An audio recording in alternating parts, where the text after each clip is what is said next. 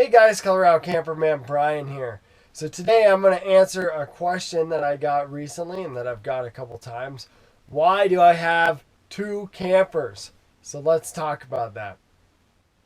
So first off, before I get into the question, a little bit background here. Originally, we used to just camp in our campers from April until October. And I'll put a link in here about our camping history, but right now we have a travel trailer and primarily we just use that, like I said, April through October. Well, about 2 years ago, I bought the truck camper that I'm in right now. It's a 1978 Hallmark Truck Camper. I don't know the model name or the model number because I don't think there is one. But anyways, it's an old school truck camper, and I actually got this thing to go camping in the winter time.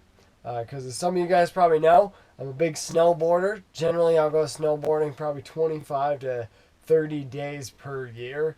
And I live here in Colorado Springs, and the mountains I usually go to are between 2.5 and 3 hours away from where I live.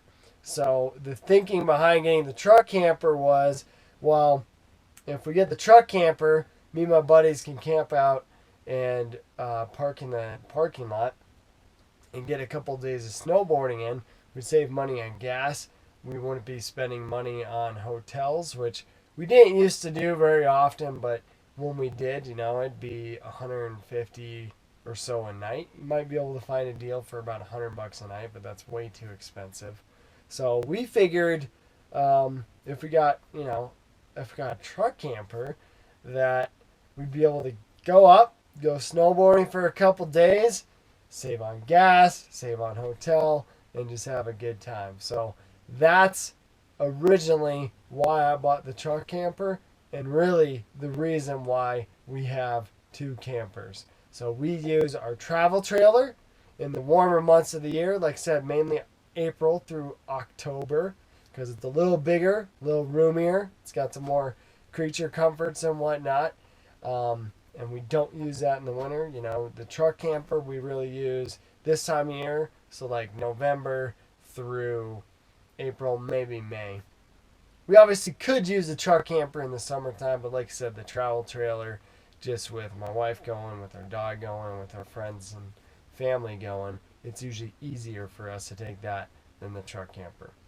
So one of the follow-up questions you might have is, especially for you guys out there, how did you convince your wife to let you buy a second camper? Well, I got this thing for $400 on Craigslist. Like I said, it's a 1978. So it's coming up on 40 years old. And like I said, it was only $400. And I'll put another link here to the condition it was in. I'll give the original tour, but it was pretty beat up. And I've done a ton of work to it. But still, over the course of 2 years, I would guess I'm probably still only maybe $1,000 deep into the truck camper at this point. And I'm really satisfied with where it's at. So that was kind of the catch behind it. My wife said, "Yeah, you can buy a truck camper, but you can't spend more than $500." And so I had to scrounge around and find the best suited one. And I found this guy and fixed it up. So guys, you do have hope out there if you're willing to put in a little bit of work. Another follow-up question that you may have to the two campers is, well, why not just use the travel trailer for the winter months because it's a four-season? Well, when we go camping in the Colorado Rocky Mountains, the temperatures, at the warmest, maybe in the springtime, it'll be 50 degrees Fahrenheit, all the way down to one time I camped in the truck camper here, and it was negative 30 at night. So, and generally the average temperature, I would say, especially at nighttime, is probably single digits or in the low minuses. And so, even with a four-season camper, you still risk your pipes freezing, bursting, and, with Copper Mountain's one of the main places we go. They get over 300 inches annually of snow, so they get over 25 feet of snow annually. And driving up to the mountains with a 27-foot travel trailer, would be a little sketchy, to say the least.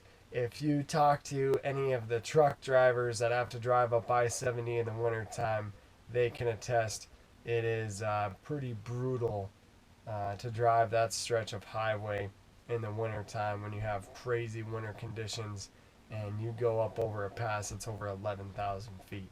So that's pretty much the reason why. And the truck camper here, I'll show you guys in a second, but it basically virtually has no plumbing. I have a fresh water tank, and that's it. There's no gray tank, there's no black tank, or anything like that. And what we do in the wintertime is we just bring a little 6-gallon jug of water that we put over the sink. We wash our hands. We use it for drinking water. We use it for cooking, all that stuff. So none of our plumbing is operating in the wintertime. So the only thing we have to worry about freezing in here is the occupants of the truck camper. So I'll show you guys my plumbing system here real quick. So here is the extent of the plumbing system in the truck camper. It's a water tank that I would guess is about 15 gallons. You can see I have winterized it. There's the little water pump right there, which is turned on by this button. And we open up one of the valves there, and then we have water that comes out. Like I said, in the wintertime, what we'll do is we'll just put a blue jug here that's, I believe it's 6 gallons, and we'll wash our hands, do dishes and all that stuff, and usually that's good for a couple nights for up to three or four people. Actually, we've had 4 people in here and had plenty of water. Then all the water goes out this nice little garden hose that's about 1.5 feet, 2 feet long, and it just shoots straight out the side of the truck camper. Sometimes we will put a hose down there and shoot into a bucket of water, but again, it's just gray water, you know, soapy water from washing our hands, dishes. It's nothing really bad. This hose does not freeze up in the wintertime. Sometimes this little P-trap does, though. We have had that freeze before. So generally what we'll do in the winter when that happens is we'll just boil up some water here on the stove, pour it down the sink, and we're good to go. So that is the plumbing in the truck camper, and really one of the reasons why I bought this truck camper, because it wasn't a fancy plumbing system. Very easy to winterize, and we can still utilize the sink in the wintertime because the water just goes right out the side of the truck camper.